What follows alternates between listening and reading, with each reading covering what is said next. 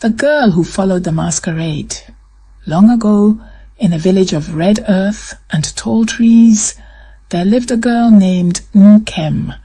Her village sat between the forest and the river, with clay houses and roofs the color of roasted yam. In the evenings, smoke curled from cooking fires, and the smell of peppers, palm oil, and wood smoke filled the air. In this village, the people believed something very special, that sometimes the ancestors came back to walk among the living, not as themselves, but as the masquerade. In Nkem's village, the masquerade, the Emanwu, was not just a costume, it was treated as a spirit. When the Emanwu appeared, the drums changed, the air grew heavy, and everyone knew that the world of the living and the world of the spirits were standing very close together. Whenever the masquerade came out, children were told, "Stay back, do not run too close, do not follow. When the drums fade and the masquerade walks toward the forest, you must stay in the village. That path is not for children." Nkem heard these rules many times. Her mother would say, "Nkem, my daughter, do not follow the masquerade. It is taboo. The spirits are not a game." Her father would say, "The path of the Emanwu is not your path. Respect is what keeps you safe." Nkem always nodded politely, but inside her, curiosity was growing like a stubborn plant. She had so many questions. "Papa, is there a real person inside the mask?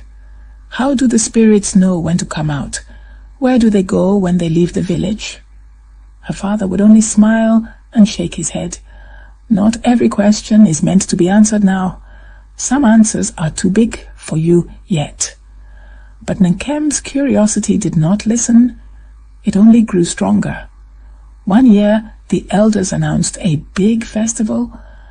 "The Emanwu will dance to bless our harvest," they said. "On the night of the full moon, we will call the ancestors and they will walk among us." The village buzzed with excitement. Men fixed the drums and planted tall torches in the ground around the square. Women cooked and tied bright cloth around their waists. Children pretended to be masquerades until the elders clapped their hands and reminded them, "The real Emanwu will come. Remember the rules." On the night of the full moon, the sun sank and torches flickered to life. Nkem's mother held her hand tightly. "You will stand in the doorway with me. You will not run. You will not wander. Do you understand?" Nkem said, "Yes, Mama." The first drum beat came suddenly, deep and strong, followed by another and another. The bells and rattles started. The air itself seemed to shake. Then at the far end of the square, the masquerade appeared. The Emanwu was tall, wrapped in layers of raffia that brushed the ground like dry grass. Its mask was painted red and white, with dark holes for eyes and a long, serious mouth. Cowries glinted around its neck. Small calabashes and charms dangled at its waist. People fell silent. Even the children pressed against their mothers. The drums quickened. The Emanwu began to dance. It spun, leapt, and stamped on the red earth, sending up dust. Its raffia flared around it like a bright ring. Men in white cloth circled around, keeping everyone at a safe distance. The elders watched with serious faces. Nkem stared, eyes wide, heart pounding in time with the drums. Once she thought the mask's dark eyes looked straight at her. Her breath caught. "Back, Nkem," her mother whispered, pulling her arm. The drums played for a long time.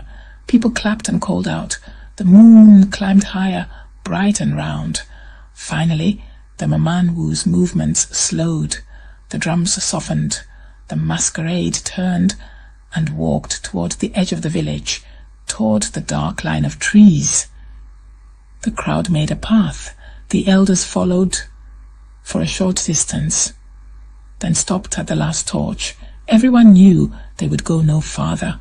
The Emanwu continued into the forest until it was swallowed by darkness. The drums stopped The festival ended. People began drifting home, yawning, talking quietly, gathering sleeping children. Nkem's mother turned to speak to a neighbor. Just for a moment. Just one.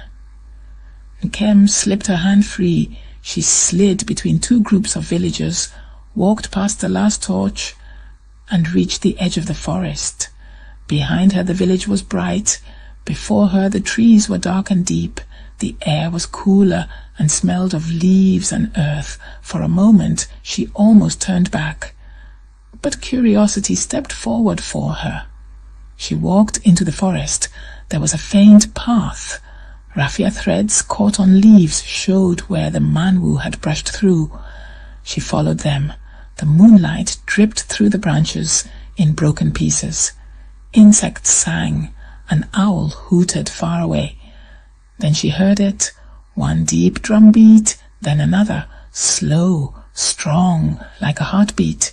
She followed the sound until the trees opened into a clearing. The masquerade was there waiting. It was not dancing, it was still. Its mask glowed faintly in the moonlight. There were no elders, no drummers, no villagers, just Nkem and the manwu. Nkem's legs trembled. The manwu tilted its head. When it spoke, many voices spoke at once, old and young, male and female. Child, you have followed where you are told not to follow. Nkem's voice shook. I wanted to see who you really are. You see raffia and paint, the spirit said. You do not see the names underneath. Then show me, Nkem whispered. You ask for a big thing, the manwu replied. Some doors, once opened, never quite close. If you step into our place, you must carry something back. Nkem nodded, not fully understanding, but unable to stop. The manwu lifted its mask a little. Nkem saw a hint of a human chin. And suddenly the forest vanished. She stood in a dark place filled with tiny floating lights, thousands of them. Each one flickered gently like a small star. Look, the voices said. The lights moved close. In one she saw an old woman from her village who had died last year. In another she saw a boy who had drowned in the river years ago. In others she saw strangers, grandparents, children, men and women, faces full of life. These are the ones who walked your village before you, the spirit said. They remember the old songs and the old promises. The manwu is a door between your world and ours. Why can't we follow you? Nkem asked. Why must we stay in the village? When you are born, you walk from a place like this into the red earth, the voices said. To live is to move away from here. If you come back too soon, you may forget how to go forward again.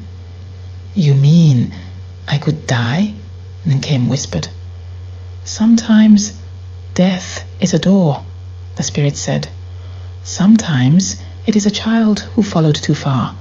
The rules your elders keep are the ropes that tie you to life. Nkem hugged herself. If I go back, will I remember this? You will remember enough, the spirit said. The darkness thickened. The lights stretched away. Nkem heard the drum again, boom, boom, boom, and her feet hit the forest floor. She was back in the clearing. The masquerade stood before her. You have seen enough, it said. Go home.